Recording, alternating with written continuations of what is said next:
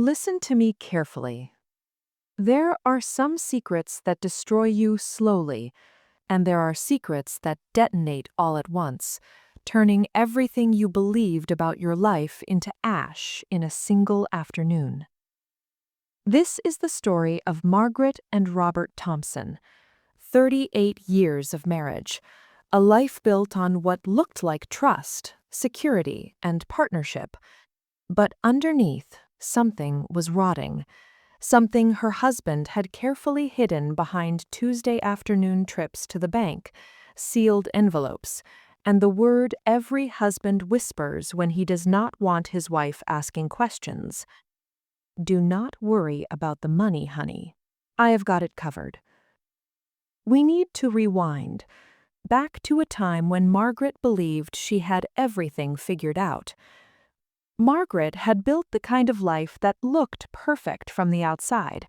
Not glamorous, not flashy, just solid. The kind of life you see from passing cars, the well-maintained house with the garden that changes with the seasons. The husband who wore sensible shoes and kept his receipts in a folder labeled taxes. The two children who made their parents proud by becoming responsible adults themselves. Robert, Bob to anyone who knew him, was an accountant. Numbers were his first language. English came second. Margaret used to joke that he loved spreadsheets more than he loved her. You love those spreadsheets more than you love me. And he would kiss her forehead and say, "That's because spreadsheets never lie, Maggie." That was the irony neither of them could see coming. For 38 years, Bob went to First National Bank every Tuesday at exactly 2 p.m., rain or shine, illness or health. Margaret stopped asking why after the first few years.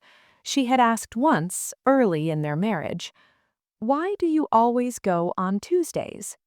He had smiled that patient smile, the one he reserved for explaining tax code to confused clients, and said, "It's simple, really. Tuesdays are slow at the bank, less chaos. I can think clearly. I'm keeping our future secure, Maggie. Our house, our retirement, our children's college funds. It all needs tending. You understand." She understood, or thought she did. What Margaret didn't understand was that Bob was tending to something else entirely. Every Tuesday, he was walking through that bank like a man visiting a confessional, trying to construct elaborate lies to compensate for catastrophic truths. But Margaret didn't know any of that. She was too busy living the life they supposedly built together. She was planning dinners, maintaining friendships, watching her children grow up, painting the kitchen, planting roses that bloomed reliably every spring. She was trusting her husband, the way a wife is supposed to trust her husband, the way society has always told women they should, completely, without question, with her whole heart. The night before everything fell apart was unremarkable. They had dinner at 6:30 p.m., watched the news, and went to bed at 10 p.m. Bob kissed her good night. He did that every night. A small kiss on the temple, the kind that says, "I'm still here. We're still safe." The next morning, Margaret woke up to find the universe exactly as it had always been. By noon, it had ended. The call came while she was at the grocery store. She remembers the avocados.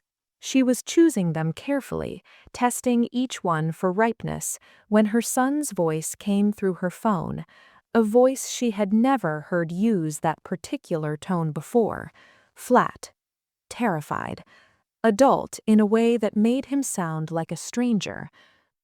"Mom, you need to come to the hospital." She remembers asking why. She remembers David saying something about Dad, about work, about a collapse. She remembers the avocados falling to the floor as her hands went slack. By the time she reached St. Mary's Hospital, Robert Thompson had already left this world. Massive heart attack. The doctor used the word massive twice, as if repetition would soften the impact. He probably didn't feel much, quick and clean. Margaret stood in a hospital room that smelled of disinfectant and listened to a stranger tell her that her husband of 38 years was dead. And all she could think was, "I need to go to the bank on Thursday." She didn't know why she thought that.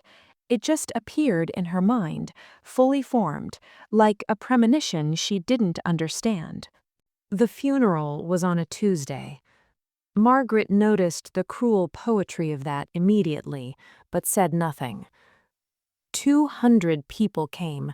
The church was packed with colleagues, clients, family friends. Everyone said the same things. Bob was such a steady presence.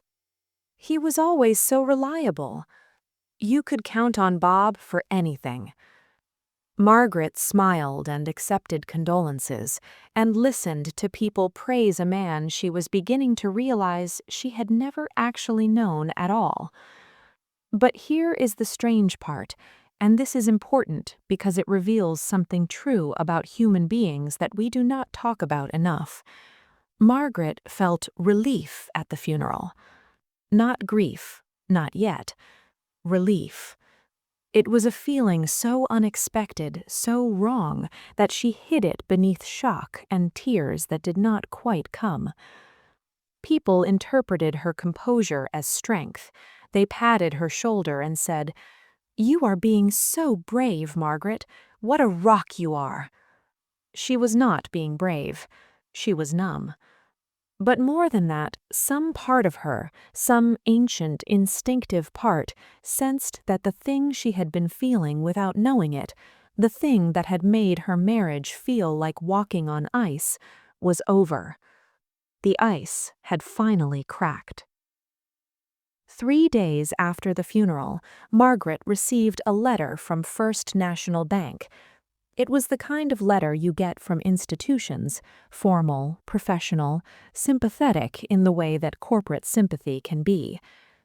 Per the terms of the safe deposit bank's lease, it began, "We must inform you that you are listed as the secondary holder." Margaret read it 3 times. Safe deposit box? She did not own a safe deposit box. Except, according to the bank, she had owned it for, she had to call to confirm, 17 years. 17 years of Tuesday visits to the bank, and Margaret had no idea why.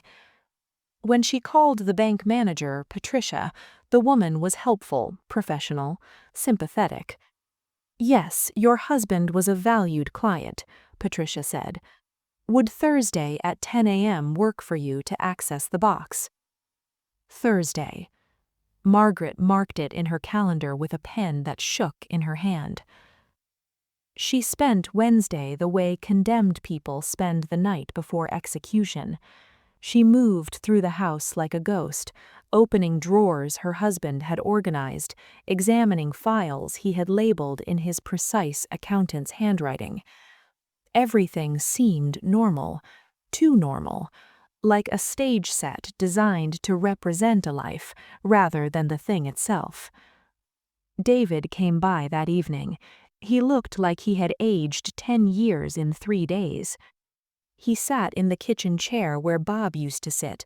Margaret noticed he chose a different chair, unwilling to occupy his father's space, and pulled out documents. "I have been going through Dad's office files," David said slowly. "There are some things that do not add up." Margaret's stomach dropped so hard it felt like it left her body. "What kind of things?" she whispered. David opened a folder. Inside were bank statements, investment reports, documents Margaret had never seen. "Did you know Dad had 3 different checking accounts?" She did not know this. "This one has been empty for 6 months. This one closed last year, and this one..." David tapped a line on a statement. Has a balance of $43. The room tilted. That is not possible, Margaret said. Our retirement account alone should have over $400,000. David's face told her everything before his words did. Mom, I cannot find it. Any of it. Thursday morning arrived cold and gray. Margaret dressed in armor, a navy blazer and slacks, and drove to the bank alone. She needed to face whatever was in that box by herself first. The vault was cooler than the rest of the bank. The safe deposit boxes lined the walls like metal teeth. Patricia met her there with 2 keys. One was hers, one was Margaret's. They opened box 847 together. The box was heavier than Margaret expected. She carried it to a small, windowless room. She sat down at a table designed for exactly this purpose, the revelation of secrets, and for a moment she just stared at the metal container in front of her. Inside this box was the answer to a question she had not known to ask. Inside this box was the truth about the life she had been living. She opened it. The folders were organized. Of course they were. This was Bob. Even his deception came with color-coded tabs and clear labels. The first folder read, Investments, Actual. What she found inside were page after page of losses, bad investments, failed stocks, risky ventures that had tanked. Hundreds of thousands of dollars simply vanished. But here's what made Margaret's hands shake. These were accounts Bob had never mentioned, accounts only in his name. She was the co-holder of a safe deposit box, but she was co-holder of nothing else. She had no access, no control, no knowledge. The second folder made it worse. Home equity loans. 3 of them. Against our house. Against the physical place where she had raised her children, where she had painted the kitchen 3 different colors, where she had planted roses year after year. The total debt was $270,000. When she opened the third folder, Margaret couldn't breathe. Credit cards. In her name. Cards she had never applied for. Cards she had never seen. With her name printed on them. With her signature. Except she recognized her own signature, and this was not it. Bob had forged her name 15 times on 15 different credit cards. The total balance was $96,000. Her husband had committed identity theft against her own wife. At the bottom of the box was an envelope, cream-colored, expensive, her name written in Bob's careful handwriting on the front. Margaret opened it with steady hands, because by this point shock had calcified into something harder than shock, something that protected her the way a diamond protects coal. Inside was a letter. Maggie, if you are reading this, I am already gone. I am sorry. That is inadequate, but it is all I have. 5 years ago, I made an investment I was sure would pay off. It did not. I tried to fix it. Every Tuesday, I went to the bank, trying to restructure, trying to find a way out. But I just dug us deeper. The home loans, the credit cards in your name. I did it to buy time. I thought I could fix it before you ever had to know. I was wrong. By the time you read this, we are probably bankrupt. The house will likely go into foreclosure. Your credit is destroyed. I know you will hate me. You should. I was trying to protect you from my mistakes, but all I did was make you pay for them. I am sorry. I love you. Bob. Margaret folded the letter carefully. She placed it back in the envelope. She put everything back in the box, exactly as she had found it, and stood up. When she walked out of that room, Patricia was waiting. "Are you all right, Mrs. Thompson?" Patricia asked. "No," Margaret honestly said, "but I will be."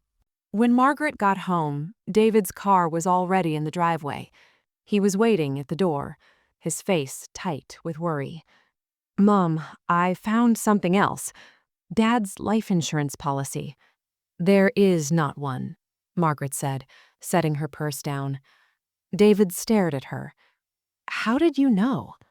"Because your father spent the last 5 years destroying everything we built," Margaret said quietly, "and apparently he was very thorough about it." She walked past him into the kitchen, pulled out the copies she had made at the bank, and spread them across the table like a crime scene. "Sit down. We have work to do." David read through everything. His face went pale, then red, then pale again. When he finished, he looked up with tears in his eyes. "Mom, this is bad. This is really, really bad." "I know," Margaret said. "The house, your retirement, your credit, everything is gone." "I know," Margaret said. "How are you so calm?" Margaret sat down across from him and folded her hands on the table. "Because anger is useless right now. What I need is a plan. What I need is a lawyer, and I need one today." The lawyer's name was Jennifer Rodriguez. Patricia from the bank had recommended her specifically. They met in an office with windows overlooking downtown Portland. The office was bright, professional, the kind of space designed to make you feel like your life is not actually falling apart. It did not work. Margaret walked Jennifer through everything methodically: the safe deposit box, the loans, the credit cards, the forged signatures, Bob's letter. When she finished, Jennifer leaned back in her chair. "Mrs. Thompson, I am going to be direct with you. This is one of the worst cases of spousal financial abuse I have seen, and I have seen many." There was that word, abuse. "Your husband systematically destroyed your financial security," Jennifer continued, "and did it in your name.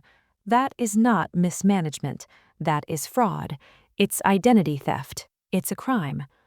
"But he is dead," Margaret said.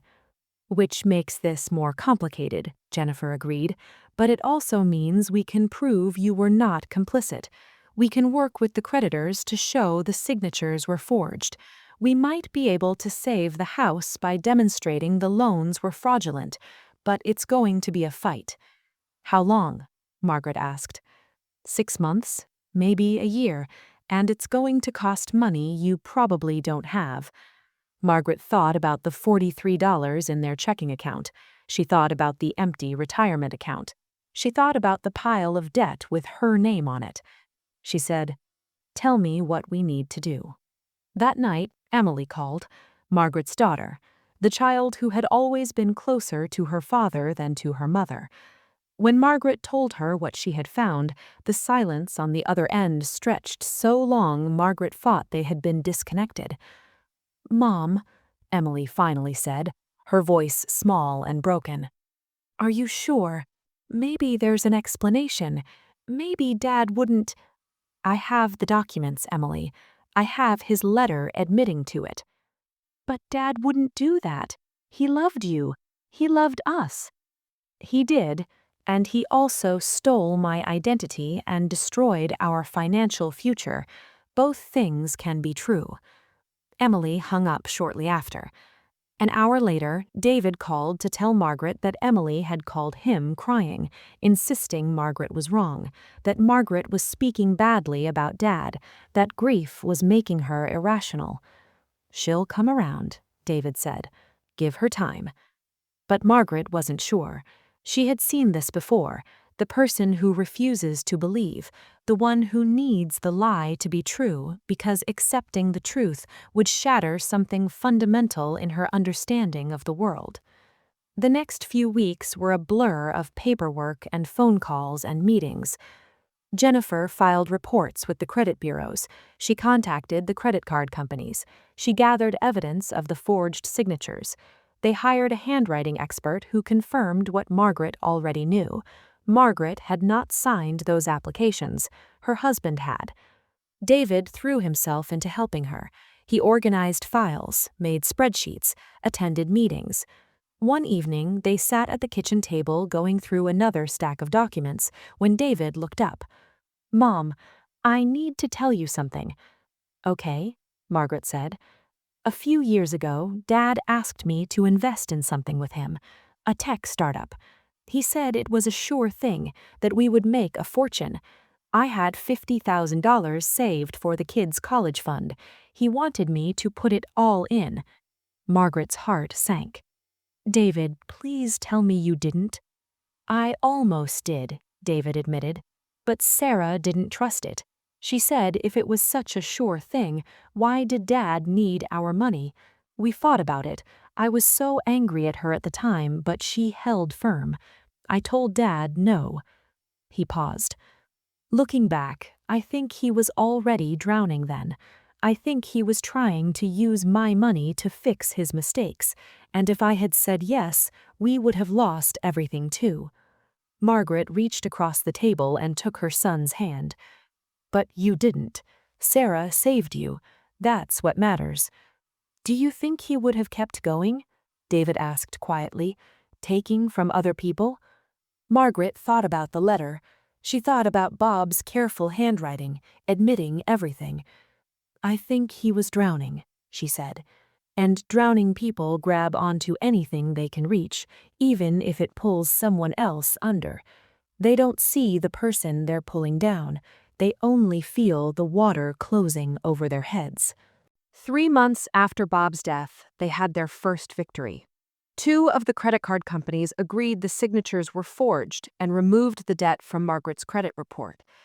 It was not much, $32,000 out of $96,000, but it was something. It was proof that the truth could win, even if slowly, even if painfully, even if it took longer than anyone wanted. Jennifer called to deliver the news personally. "Mrs. Thompson, I wanted you to hear this directly. The handwriting analysis was conclusive. Their legal team has decided it is not worth fighting. You won." Won. It was such a small victory that it felt almost meaningless against the larger catastrophe. But Margaret understood something in that moment.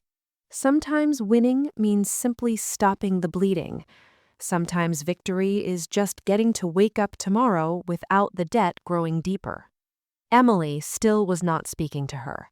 She had sent a short email saying she needed space, that she could not handle the way Margaret was destroying Dad's memory. Margaret had tried to reply, explaining that she was not destroying anything, she was simply refusing to lie. But the email went unanswered. David said Emily would come around eventually. Margaret was not convinced. The home equity loans were harder to fight. The banks that held the loans argued that as Bob's spouse, Margaret was legally responsible. They had promissory notes, they had documentation. The fact that Margaret had not signed the original applications did not matter. They argued she had benefited from the loans. The money had gone to maintain the house, to support the family. Jennifer fought back with everything she had. She argued that Margaret had been defrauded. She argued that the bank should have verified Margaret's identity before issuing cards in her name. She filed motions and submitted evidence and quoted case law until Margaret's head ached just hearing about it. 6 months into the fight, they had a hearing. Margaret sat in a courtroom next to Jennifer, listening to lawyers discuss her life as if it were nothing more than a contract dispute. The judge was older, gray-haired, with the kind of face that had seen a lot of human suffering and had become neutral about it. When Jennifer presented the forged signatures, the judge leaned back in his chair. "And you have expert testimony confirming these signatures are not authentic?" "Yes, Your Honor." "Certified by—" The judge nodded. He looked at Margaret. "Mrs. Thompson, did you apply for these loans?" "No, Your Honor. I never even knew they existed until after my husband's death. And you benefited from them? The money went to your house? I knew nothing about them, Margaret said quietly. I have always handled our household finances alongside my husband. There were joint accounts I was fully aware of. These accounts were hidden, deliberately hidden. My name was forged. That is not a benefit. That is a crime. The judge nodded slowly. This case is considerably more complex than a simple mortgage dispute, he said. I am going to take the evidence under advisement. My ruling will be issued within 30 days. 30 days. Another month of waiting. Another month of wondering whether she would lose the house she had lived in for 30 years. One night, about 2 weeks into that waiting period, Margaret couldn't sleep. She sat in the kitchen at 3 a.m. with a cup of tea that had gone cold, staring at a photo on the wall. It was from their 25th anniversary party. Bob had his arm around her.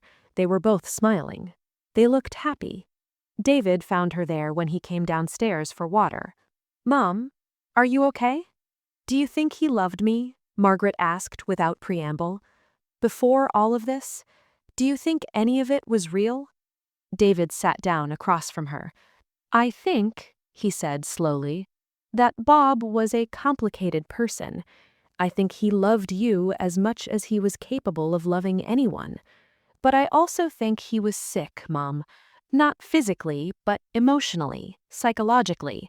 Something was broken in him, and instead of fixing it, he just built walls around it, and then he kept building more walls, bigger walls, until the walls became bigger than the truth."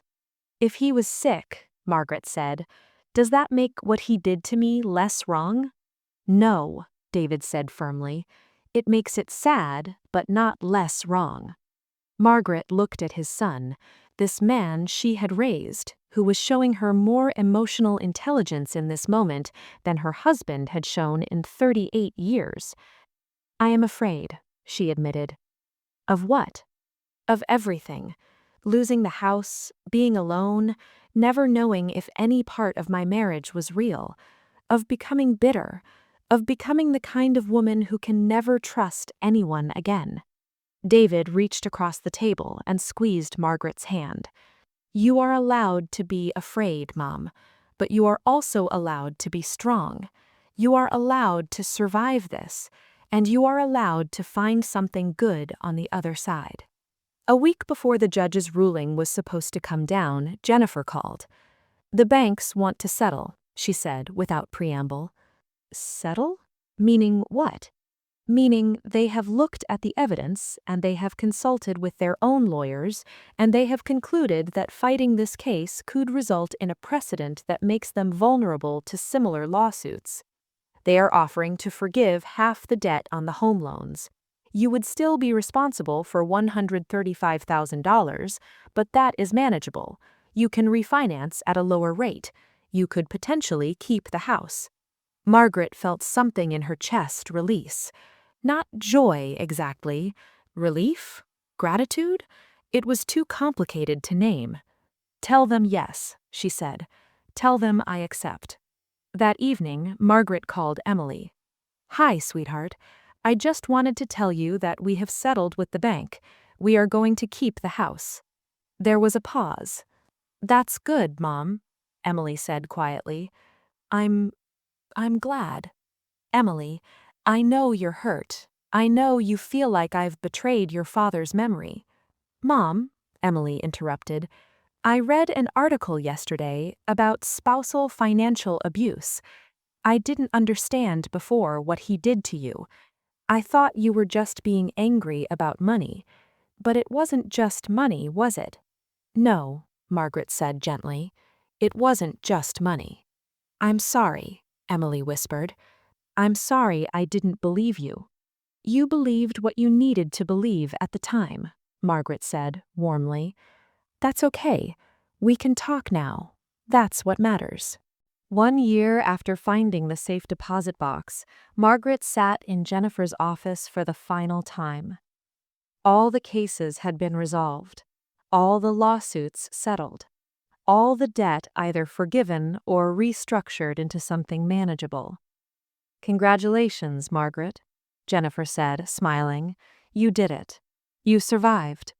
"Is that what we call this?" Margaret asked. "Surviving?" "What would you call it?"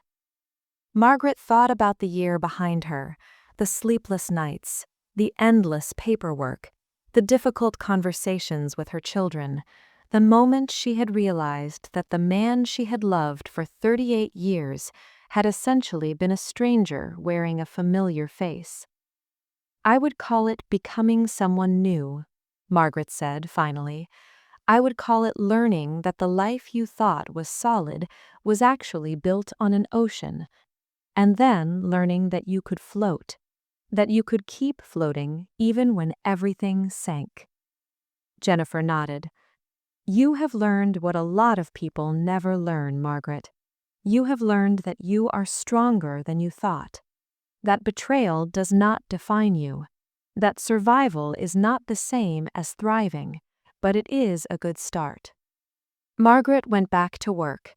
It had been 15 years since she had had a job outside the house. She was nervous, terrified if she was honest. She was almost 60 years old. The job market had changed. The world had changed.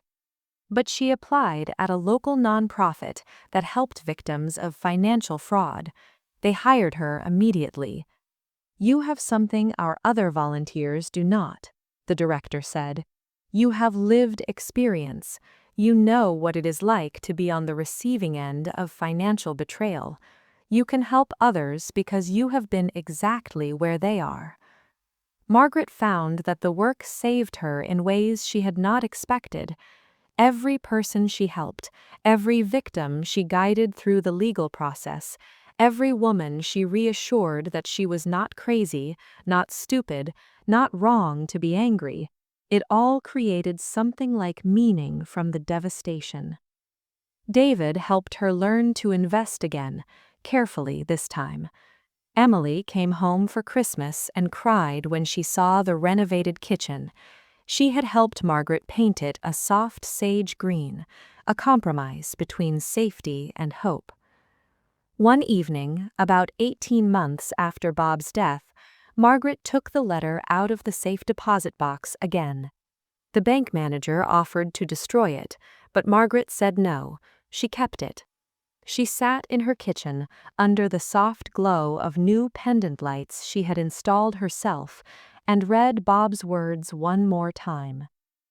"I was trying to protect you from my mistakes, but all I did was make you pay for them." She understood something now that she had not understood before. Bob was drowning, and instead of swimming harder, instead of asking for help, he grabbed on to lies. He constructed elaborate towers of deception. He forged his wife's name on credit cards and home equity loans, all because he was too ashamed to admit the truth. It was still wrong. It was still a betrayal. It was still a crime. But it was also human, flawed, desperately, tragically human. Margaret took the letter and put it away. She did not destroy it, but she also did not torture herself by reading it over and over. She filed it alongside the court documents and the proof of forgiveness, and she moved on. If you're watching this and you recognize yourself in Margaret's story, I want you to know something. Your fear is valid. Your anger is valid. Your betrayal is real, and it matters. But you are not broken by what he did. You are not ruined. You are not unlovable. You are a person who has learned something difficult about someone you trusted, and that is painful, that is agonizing, but it does not define your future. Margaret lost a house, twice figuratively, once when she learned it was mortgaged beyond its value, and once again when she had to rebuild her relationship with living in it. But she kept it. She survived. And in surviving, she became stronger than she had been before. You can too.